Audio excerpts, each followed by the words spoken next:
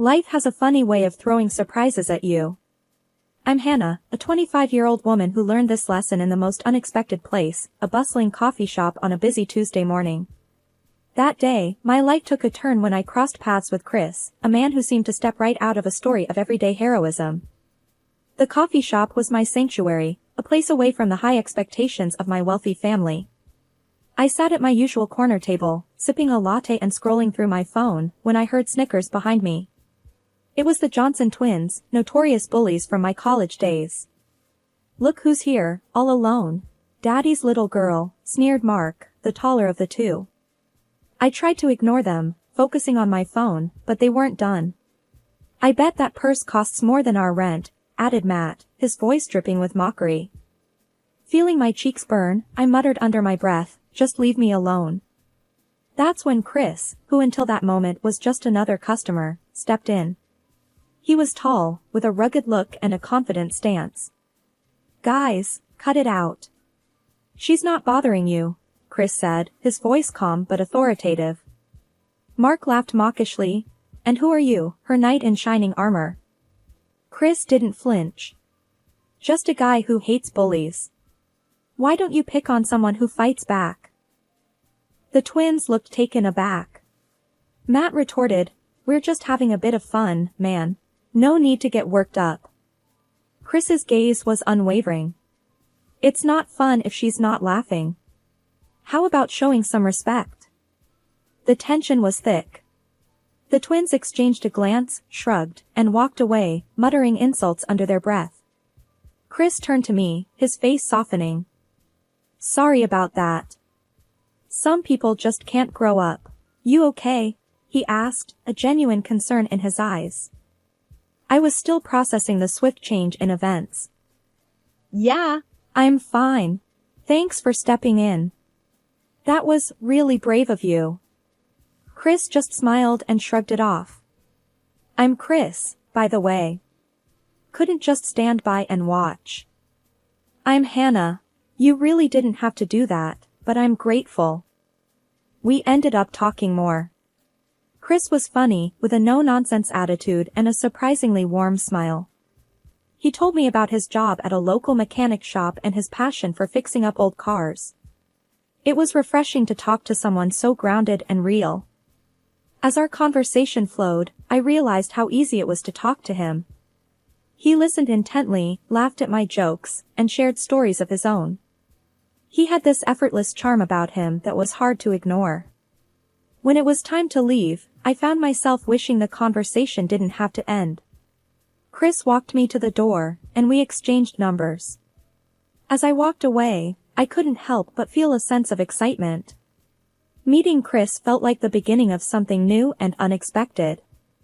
It's funny how life works. One moment you're just going about your day, and the next, you meet someone who changes everything.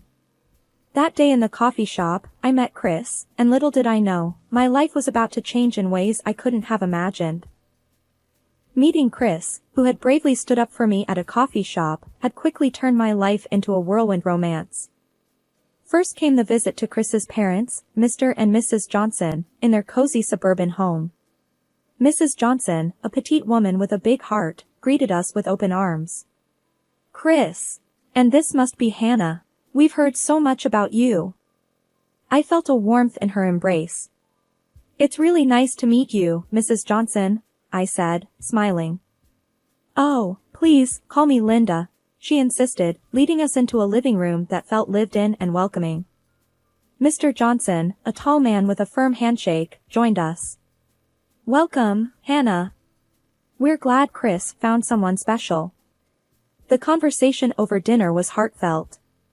They asked about my life, and for the first time, I felt valued for who I was, not for my family's wealth. The real challenge, however, was introducing Chris to my parents. My father, a real estate tycoon, and my mother, a high-profile lawyer, had standards as high as skyscrapers. Their reception was polite but cold. "Dad, Mom, this is Chris." I introduced him, trying to mask my nervousness. Chris, maintaining his composure, extended a handshake. "Mr. and Mrs. Anderson, it's an honor to meet you." My dad's handshake was firm, his eyes scrutinizing.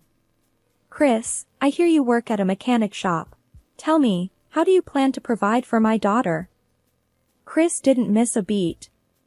I'm saving up, sir. Planning to run my own shop someday. The dinner felt more like an interrogation, with my dad throwing sharp questions, almost challenging Chris's worth. After Chris left, my dad summoned me to his study.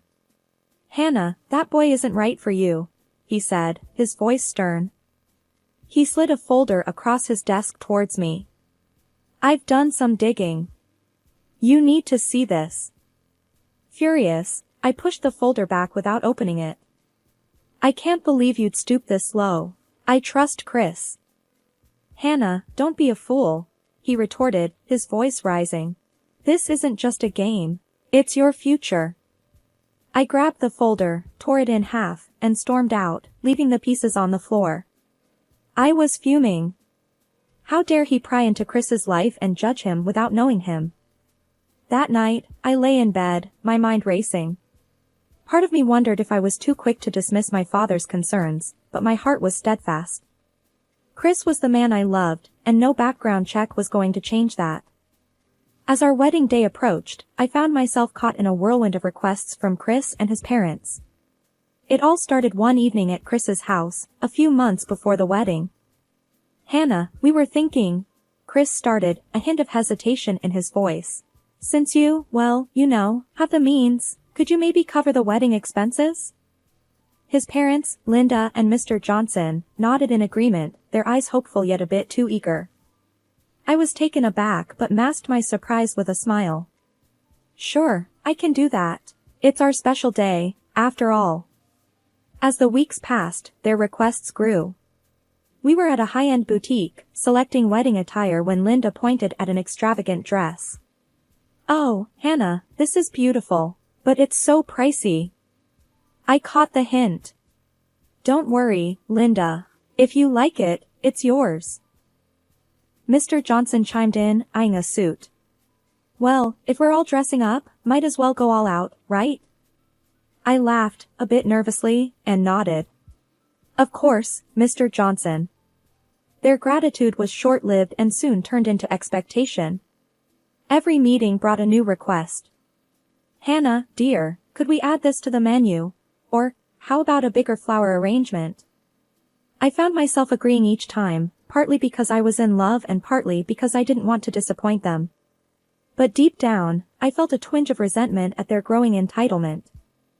On the wedding day, everything was lavish, paid for from my pocket. Chris looked dashing, and his parents were beaming in their expensive outfits. My parents arrived, their expressions stiff. After the ceremony, during the reception, my father stood up to speak. The room fell silent. Hannah has always lived a life of luxury, he began, his voice stern. But it's time she learned the real world. As of today, she's financially cut off. A wave of whispers swept through the room. I felt my face flush with embarrassment. Chris squeezed my hand, his expression a mix of shock and worry. Dad, you can't do this, I said, my voice trembling. This is for your own good, Hannah.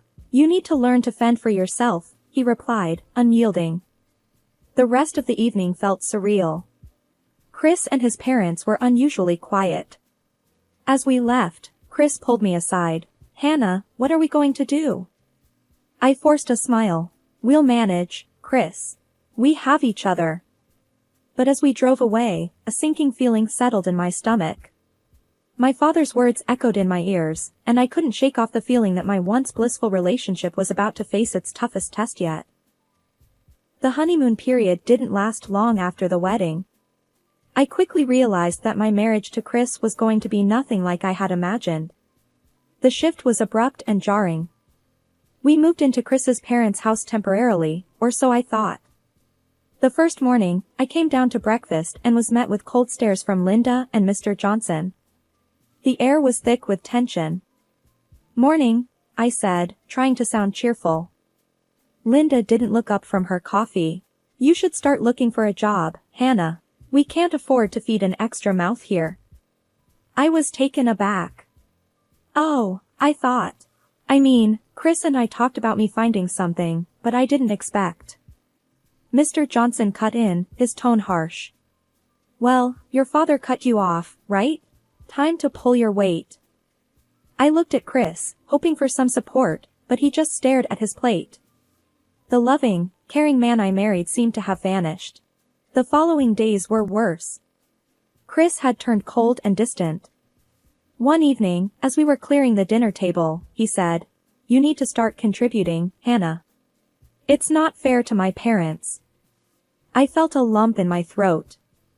"Chris, I'm trying. I didn't expect things to change this fast." He scoffed. "Welcome to the real world, Hannah.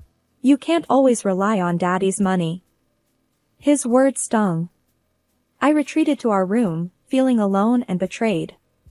The man who once defended me in public was now a stranger, echoing his parents' harshness. The situation at home became increasingly difficult. Chris's parents treated me more like a burden than a family member.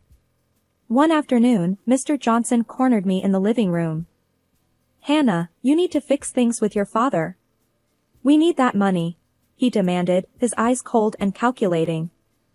I stood my ground, although my voice shook. "I won't beg my father for money.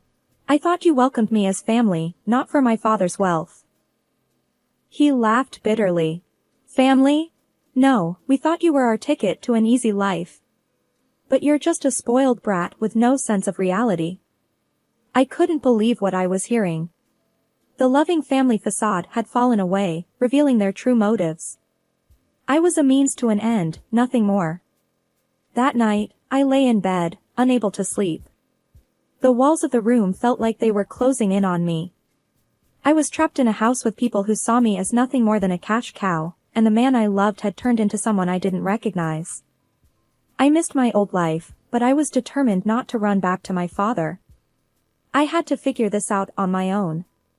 But as the days passed, the weight of my situation grew heavier. I was stuck in a loveless marriage, with in-laws who only cared about what I could bring them financially. The harsh reality of my new life was nothing like the fairy tale I had envisioned. I was in a battle, not just for my independence, but for my dignity and self-worth. Living in Chris's parents' house, Hannah, was starting to feel the walls closing in on me. The atmosphere was tense, and the kindness I once saw in Chris and his family had completely vanished. Then, things started to disappear, first small items, then something big. One morning, I noticed my engagement ring wasn't on my bedside table where I usually kept it. Panicking, I searched the room, but it was nowhere to be found.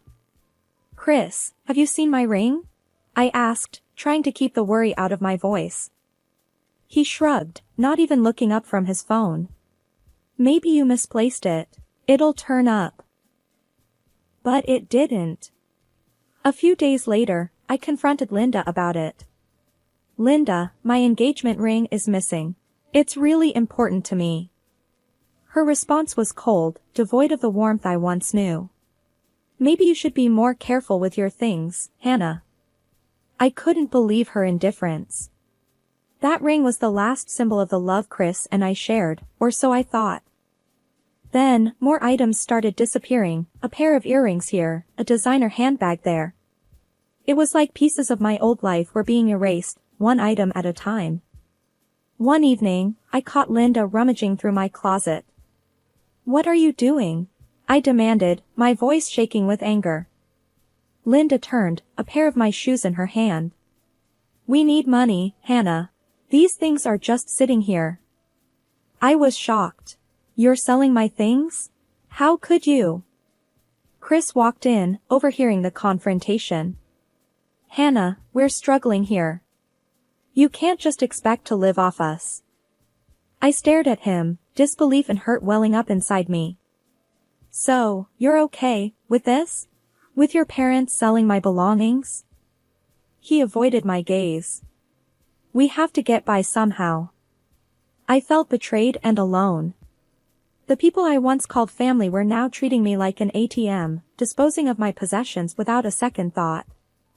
Night after night, I lay awake, wondering how my fairy tale romance had turned into this nightmare. I was living with people who saw me as nothing more than a source of income. My love, my trust, my belongings, all were being taken from me, piece by piece. It was a harsh awakening. The life I had known, the love I had cherished, all seemed like a distant dream. I was trapped in a reality where I was nothing more than a means to an end, and my heart ached with the weight of this cruel revelation. The days at Chris's parents' house grew longer and darker for me.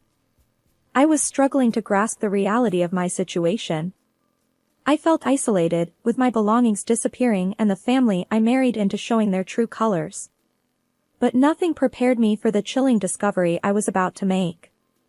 It was a late evening, and I was heading to the kitchen for a glass of water when I overheard hushed voices from the living room. Curiosity piqued, I tiptoed closer. It was Chris, Linda, and Mr. Johnson, talking in low, urgent tones. "We need to figure something out, and fast," Chris was saying, his voice laced with frustration. Linda chimed in, "We're at our wits' end. Hannah's not of much use anymore, not without her father's money." I felt a chill run down my spine. I pressed myself against the wall, straining to hear more. Mr. Johnson's voice was gruff. "We could try reaching out to her father, make up some story. Maybe a health scare, something that'll make him open his wallet." My heart pounded in my chest. Were they really plotting to extort money from my father by lying? Chris's response was even more shocking. "No, he won't buy it. We need something more convincing.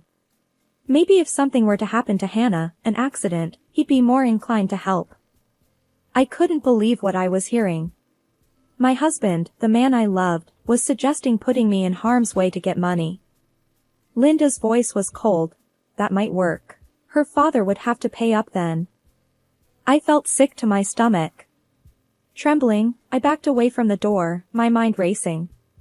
This wasn't just betrayal, it was a threat to my safety. The next morning, Chris found me in the kitchen, his demeanor oddly calm. "Hannah, you look stressed. Everything okay?" I masked my fear, opting to keep my knowledge of their plan to myself. "Just a headache," I lied. Chris's eyes narrowed slightly. "You know, your phone is pretty valuable. We could sell it for some extra cash." Panic surged through me, but I had to think fast. "Actually, I was thinking, maybe I could call my dad. Ask him for some money." Chris's expression changed to one of interest. "Really? You'd do that?" I nodded, trying to keep my voice steady. "Yes, I'll talk to him. Just let me keep my phone for now." He eyed me for a moment, then shrugged. "Fine. But make it quick. We need the money." I nodded, relief washing over me. Keeping my phone meant I had a lifeline, a way to get help. As Chris walked away, I realized the gravity of my situation. I was in a house with people who saw me as nothing more than a cash cow, willing to go to any lengths to get what they wanted. That day, I understood the true colors of the man I married and his family. They were not the loving, caring people I thought I knew. Instead, they were predators, ready to sacrifice my well-being for their gain. Trapped in a house with people plotting against me, I was gripped by fear and desperation. With my father's number dialed on my phone, I faced Chris and his parents, who insisted on being present during the call. "Go on, call him. We want to hear what he says," Chris demanded, a hard edge to his voice. Mr. Johnson stood with his arms crossed, nodding in agreement. "Yeah, let's see if your daddy really cares." Taking a deep breath, I pressed the call button, my hands trembling. "Dad, it's Hannah," I said, trying to sound calm. "Hannah, what's going on?" Dad's voice was filled with concern. Remembering the code phrase he taught me as a child, I said casually, "Dad, do you remember my old teddy bear, Mr. Snuggles? I really miss him."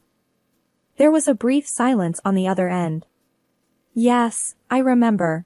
Don't worry, we'll take care of it," Dad replied, his voice now stern with a hidden urgency. Chris and his parents looked at each other, confused by our cryptic exchange. "So, is he going to send the money?" Chris asked, his impatience growing. I nodded, playing along. "Yes, he said he'll help us." An hour passed, the longest hour of my life. Chris and his parents were smirking, confident in their deceitful plan. But their smug expressions turned to horror as the front door was suddenly kicked open. Men in suits, clearly my father's security, stormed in. My father was right behind them, his face a mask of fury and concern. "What the hell is this?" Mr. Johnson blustered, stepping forward only to be restrained by the security. Chris stood up, his face pale. "Mr. Anderson, what are you doing here?" My father's gaze was icy as he walked up to me. "Hannah, are you all right?" I nodded, fighting back tears. "Yes, Dad, I'm okay, now." He turned to Chris and his parents, his voice thundering through the room. "You've been threatening my daughter, trying to manipulate her? That's not going to fly." Chris tried to speak, but the security team was already handcuffing him and his parents. The realization that their plan had failed was written all over their faces. As the police arrived to take over, my father wrapped his arm around my shoulders, leading me out of the house. The place I had once entered with hope and love was now a scene of a failed extortion plot. Sitting in my father's car, driving away from that nightmare, I felt a wave of relief wash over me. The danger was over, thanks to the secret code and my father's swift action. After the terrifying ordeal with Chris and his parents, I found myself sitting in a courtroom, a mix of anxiety and determination in my heart. As I sat there, waiting for the trial to begin, my father, sitting next to me, squeezed my hand. "You're doing the right thing, Hannah," he whispered. The judge entered, and the room fell silent. Chris, Linda, and Mr. Johnson were brought in, their faces a mixture of shame and defiance. The trial began, and it was my turn to testify. Standing there, facing the people I once called family, I felt a surge of courage. "Your Honor, these people manipulated and threatened me. They planned to harm me for financial gain," I said, my voice steady. Chris's lawyer tried to discredit me. "Isn't it true, Miss Anderson, that you're just a spoiled rich girl, upset over a family dispute?" I held my ground. "No, this is about them trying to use me. They saw me as nothing more than a cash cow." The evidence was overwhelming, especially the recording of their plot and the testimony from my father's security team. Chris and his parents sat there, heads bowed, as the reality of their actions sank in. Finally, the judge delivered the verdict. For the crimes of extortion and conspiracy to commit harm, I sentenced the defendants. The judge's words were a blur as relief washed over me. Justice was being served. Chris and his parents would pay for what they did.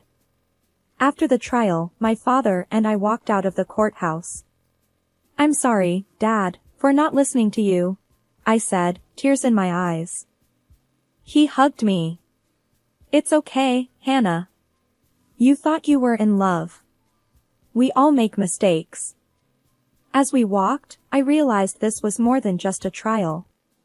It was a lesson in trust, a hard-earned understanding of the world's harsh realities. I had been naive, but now I was wiser, stronger. My father's car pulled up, and before I got in, I looked back at the courthouse. This chapter of my life was closed, but a new one was beginning. A chapter where I would be more cautious, more aware of people's true intentions.